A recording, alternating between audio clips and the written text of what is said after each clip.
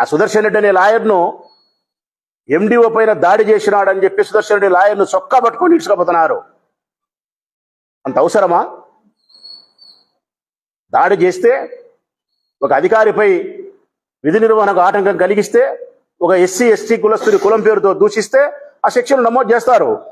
SC ST atrocity పెట్టు, విధి నిర్వహణ ఆటంకం కలిగిస్తే 353 ఏదో పెట్టు, కొట్టింటే 324 పెట్టు, దెబ్బ తగిలింటే 326 పెట్టు. చొక్కాలు పట్టుకుపోయి ఈడ్చుకుపోవాల్సిన అవసరం కేవలం అతను వైఎస్ఆర్ కాంగ్రెస్ పార్టీ, కేవలం అతను రెడ్డి కులస్తుడు రెండే.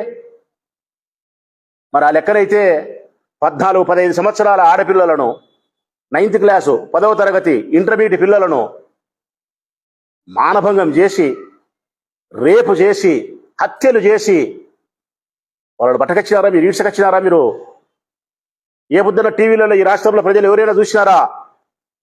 మానభంగం చేసిన ఆ మానవ మృగాలను, ఆ రాక్షసులను సొక్కా కాదు చేతికి అరదండాలు వేసి జీపు గట్టేసుకొని ఈడ్చుకొని పోవాలా? పోయినారా? పోరు.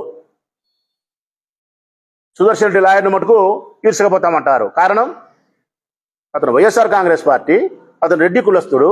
పవన్ కళ్యాణ్ కడపకు వచ్చినాడు, చంద్రబాబు నాయుడు చెప్పినాడు, చేయాలా? ఇది ఈ ప్రభుత్వం పోలీసులను ఉపయోగించుకుంటా అంటే తీరు.